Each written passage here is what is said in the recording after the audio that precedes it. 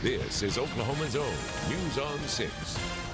Good evening. We begin with breaking news right now from North Tulsa, where an officer has just been involved in shooting someone. News on 6 reporter Annie Chang just arrived on the scene. And Annie, what can you tell us at this point?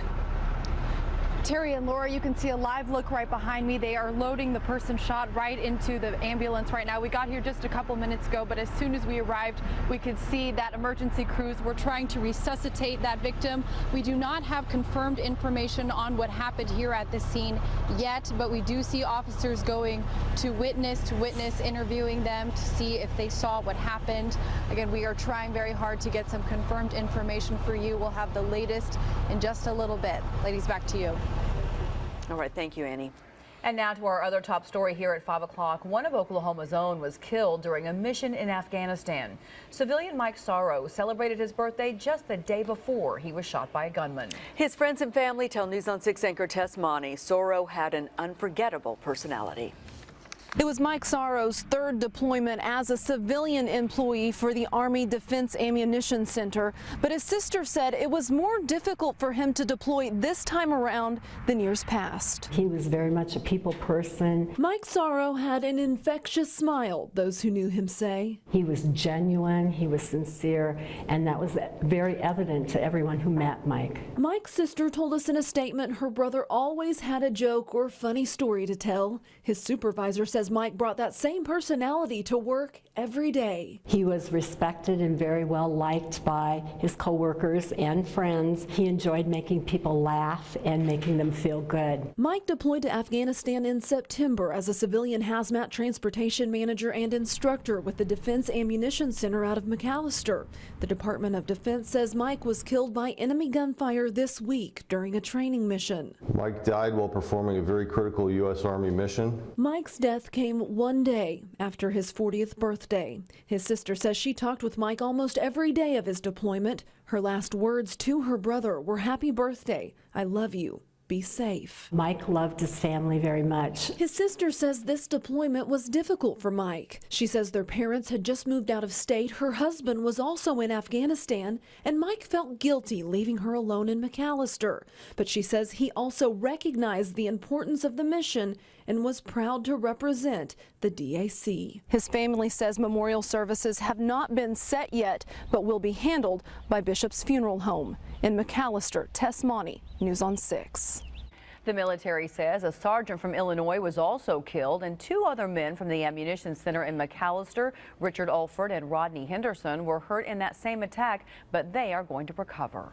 Tulsa police need your help finding a murder suspect. They're looking for this man, Deonta Mullins. They say he's wanted in connection with the shooting death of his brother, Marquise, in late August. Police say Marquise and two other men were passengers in a van Deonta was driving when two people in the van fired shots at some other people who were walking. Officers say a person fired back at the van, hitting Marquise. If you've seen him, call Crime Stoppers at 918-596-COPS. And Tulsa police released the names of two people killed this week. They tell us Jessica Gordon was the woman who was stabbed at the Comanche Park Apartments on Wednesday. Witnesses told police the suspect that was still in the apartment complexes, and they arrested this man, Reginald Like, who is also known on the streets as Dread. And they say Shamine Jones was shot and killed at an apartment complex at 61st and Peoria. Another man there was also shot, but he is expected to survive. Police are still searching for the person who did that shooting. An Oklahoma Highway Patrol trooper's SUV was hit less than 2 hours after they held a news conference to remind drivers to watch out for them on the roads. They say a Broken Arrow woman hit the trooper from behind on the Turner Turnpike just outside Oklahoma City yesterday afternoon. The trooper was parked on a shoulder of the turnpike watching for speeders when he was hit. The woman also hit a pickup truck. Troopers say she was distracted. An OHP trooper arrested the same man twice this week. The trooper tried to stop Ivan Ramirez last night for driving erratically near Admiral and Mingo. The trooper says Ramirez recognized him and told him he was the same trooper that pulled him over just 2 days earlier. Then he took off again. The trooper says last night's chase ended when Ramirez crashed into a stop sign. New York City's mayor is praising Tulsa for its response to the Terrence Crutcher police shooting. New York Mayor Bill de Blasio met with Tulsa Mayor Dewey Bartlett in New York to thank him for the city's peaceful demonstrations after the shooting. He praised Tulsans for remaining calm when similar situations have turned violent in other cities across the country. It seemed a little chilly this morning. Indeed it was. In fact, we had our first official freeze in this area for this time of year. Notice Bristow, that's often a cool spot anyway, but the thermometer must have been in a valley. They were 32 degrees. Bartlesville not far behind at 35, so there's no doubt a little frost on the pumpkin in much of the area. Again, the immediate Tulsa area, a bit warmer, and the reason, of course, for that is we have that urban heat island. In fact, downtown, we were only 45 degrees, but most of the outlying areas in the urban environment were in the lower 40s. You know, towards Pryor and Locust Grove, about 36 degrees, 40 down towards Wagner. Right now, most of us are pushing the 70-degree mark, upper 60s near that. Sand Springs and Sepulpa both at 71, 66 in Claremore, 68 down towards Broken Arrow. And for your evening activities, you're heading out towards Oktoberfest, a very pleasant evening, a light southeasterly breeze, hardly any clouds in the sky, temperatures slowly falling through the 60s and into the 50s, so it's going to be very pleasant for this evening. And Laura, the weekend is looking pretty good as well. More about that in a few minutes. That's some good news. Yeah. Thank you, Dick. Work is really coming along on the Gathering Place Park. Osage Drone 6 pilot Will Kavanaugh shows us how crews are working on one of the biggest undertakings, the tunnels that go directly under the park. We've really been having some beautiful weather, so we took Drone 6 out to the Gathering Place just to get an update on all that construction and dirt work that you see going on out there. Now, earlier we showed you the tunnels when they were being put in place, and now you can start to see how high that dirt is being piled up and start to get the visual effect of what it's going to look like once the dirt is mounded over now. That's about 30 to 40 foot of dirt right now that you see they've been slowly putting in place. Also, as we come up a little bit higher, you can start to see the lake. The boathouse pillars are coming into place and being built out in that area. And as we look over to the river, you start to see the outcropping where the Gathering Place is going to push a little bit further into the Arkansas River. Flying Drone 6, I'm Will Kavanaugh. The Gathering Place is on schedule to be finished by December of 2017. Tulsa's Meals on Wheels program has a new place to feed even more hungry people across Green Country. News on 6 photojournalist Michael Wood shows us why the new kitchens mean better, healthier meals. This kitchen was part of the original vision for the expansion of services. And so what we've done is actually double the capacity of the kitchen from 300,000 meals to 600,000 meals. We expanded our capacity of our cooking machines, utensils, and the types of machines that we have. The great thing about this kitchen is that we can retain a lot of the nutritional density of the food because of the cooking methods. And that means serving fewer and fewer processed foods and serving more whole foods, particularly as it relates to proteins. So now we can cook whole chickens, we can roast turkeys, you get a better presenting product. In other words, the food that looks better.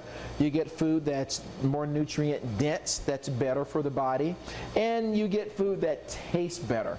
One of the recipients called me and said, listen, I normally don't eat this kind of stuff except on special occasions. So we really appreciate it. And that's why we did this. Meals on Wheels hopes the new kitchen will help them reach a pretty big goal. They plan to recruit 1,000 more volunteers and then identify 2,500 new clients and raise $3.5 million a year so they can deliver more than 1 million meals every year. Boy, that's an impressive effort. And people need it. Well, still ahead. Don't be surprised if you see some unusual characters in downtown Tulsa this weekend. We preview Wizard World Comic-Con. And how a former Green Country football player turned pro got into trouble with the NFL. But first, the Golden Hurricane finds some special ways to honor former TU and Jets player Dennis Byrd. And we are continuing to follow breaking news of a police officer who had to shoot someone near Admiral and Utica. Sources tell me that the man had a knife. Officers tased him twice, but it did no good, so they fired a shot. That man is now on his way to the hospital. We'll keep you updated.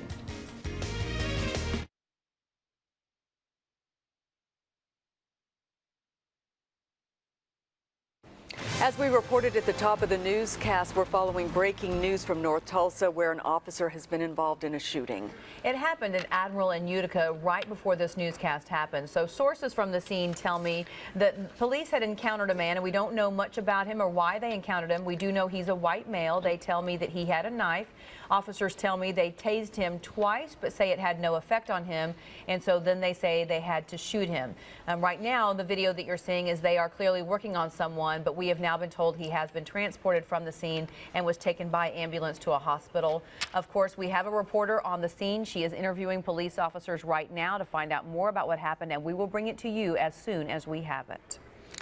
Will the Golden Hurricane have some special plans in the works to honor former player Dennis Byrd, who died in a car accident last weekend? They're putting decals on all of the helmets they'll wear for the rest of the season as a tribute. Byrd played at TU before going on to the NFL. TU also painted 48-yard lines to honor Byrd's number, and they will be lowering the TU flag to half staff during the game. The NFL's policies on player conduct are under fire this evening after documents show a former Green Country football player admitted to verbally, emotionally, and physically abusing his wife. Josh Brown graduated from Foyle and is now a kicker for the New York Giants. Some of his journals from a therapy program are now part of a criminal investigation. Hina Daniels explains. In his own words, Giants kicker Josh Brown said he viewed himself as God, basically, and she was my slave. The journal entries and emails were released by the King County Sheriff's Office in Washington State as part of the investigation in a 2015 domestic abuse complaint made by Brown's now ex-wife, Molly. In one entry, Brown wrote, "When I control her, she should be invisible and satisfied. She should die."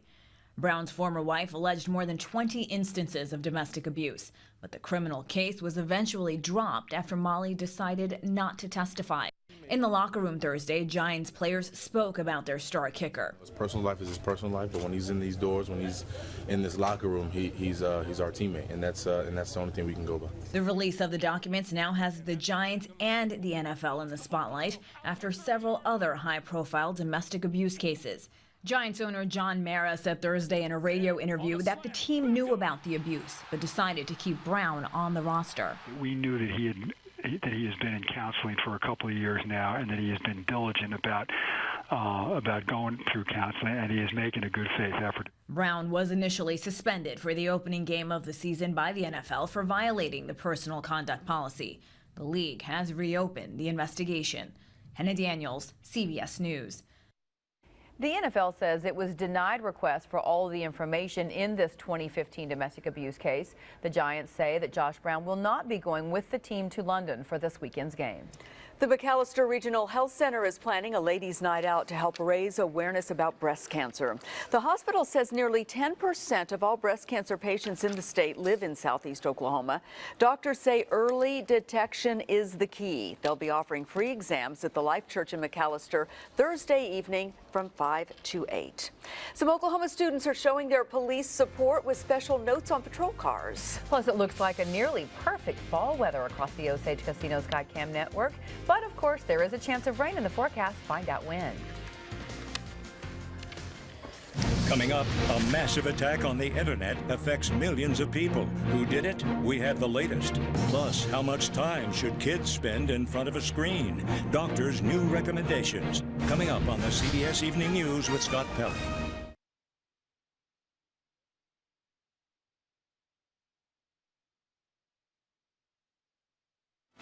We are learning more information about the breaking news that we are covering about an officer who's been involved in a police shooting that happened near Admiral and Utica just a short time ago. News on 6 reporter Annie Chang has been talking to witnesses. And Annie, have you learned any more?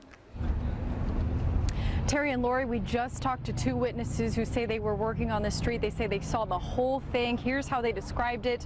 They saw a man wielding a knife walking in the middle of the road, and when police arrived, they closed down the road, pulled over, told the man to drop the knife, but they say he did not comply. They say an officer did try to tase him. They don't know if it struck him or not, but he did not drop the knife, and that's when an officer shot the man in the chest 3 times. Now, you can see in this video we shot just a few minutes ago, Emergency crews tried to resuscitate him right away. They loaded him up in the ambulance and took him to the hospital. We're hearing that we are just about to get some more information from police officers here on scene, so we'll bring that to you as soon as we get it. Lori and Terry, back to you. Now, the Oklahoma weather expert, Dick Farrow.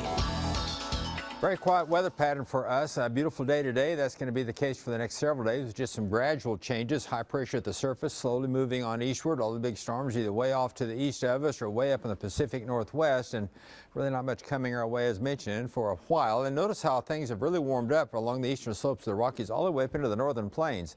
In fact, up in Billings, Montana, and Bismarck, North Dakota, they're as warm as we are right now, to kind of put things into perspective. So we will be getting warmer over the next several days as compared to the cool weather we've had for yesterday and again today.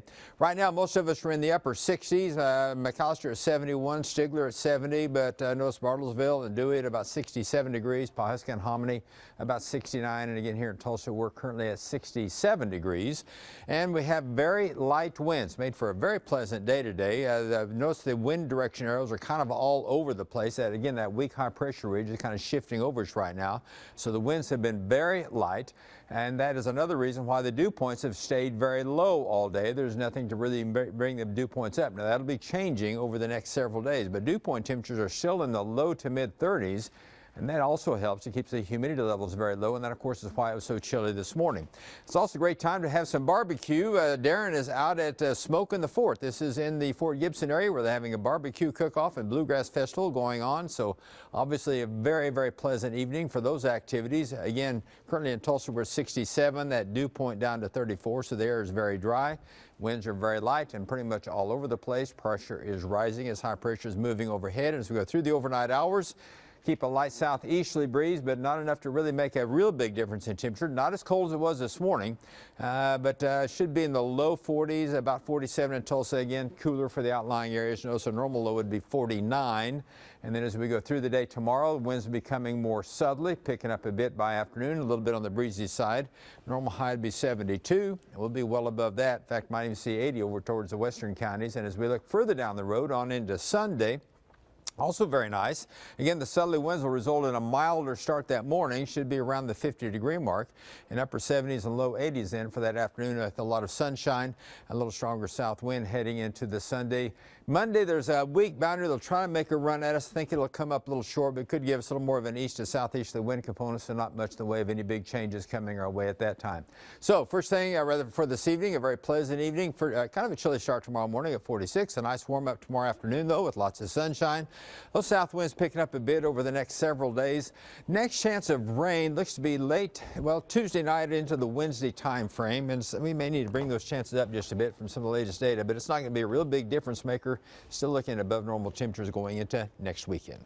Look at those temperatures. Yes. Yeah, it looks pretty nice, though. Yes, it does. All right, thank you, Dick.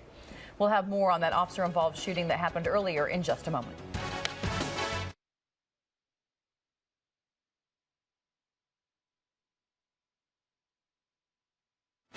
We're getting more information about the officer-involved shooting at Admiral and Utica that happened just a short time ago. News on 6 reporter Annie Chang has been talking to witnesses and now police officers. Annie, what's the latest?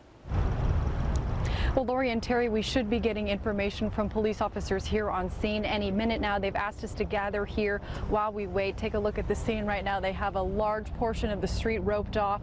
Officers are asking witnesses to give statements one by one. We talked to 2 witnesses ourselves. They tell me they saw a man walking in the middle of this road wielding a knife. They say he wasn't complying with officers even after being tased. Here's what one witness told us he saw. The dude with the knife, they was telling him to put the knife down, and I guess they tased him. And then once they tased him, he pulled the taser out and took off running back toward the intersection. The police, they was like, put the knife to put it down. And so all I know is they started shooting him like right here. Again, we're waiting for confirmed information. We'll give you an update as soon as we can. Terry and Lori, back to you. All right. Thank you, Annie. Thank you, Annie. And of course, we'll keep updating you on this breaking news at 6 o'clock as well, and always at newson6.com. And we got to spend a nice afternoon today. It's a fun thing in Tulsa. It's Pumpkin Town Days out at 61st and Garnett. News on 6 is set up there. Kids get to spin the wheel for prizes. Dick Faroe was there. Terry, of course, was there. I was there. We got to say hi to folks. It's such a beautiful afternoon and so many activities. Kids were petting horses and jumping on trampolines, and there's a million things to do out there. And they'll give Radar you, was and there. Radar the weather dog was installed. If you want to bring a canned good item that will be donated to the food bank, then they'll take $1 off your ticket price. So we encourage you to do that. And you know, it's fall break, so there were so many families out there. It was really nice to see. It was a lot of fun. Thank you so much for joining us tonight. We'll see you again tonight at 6. Have a good evening.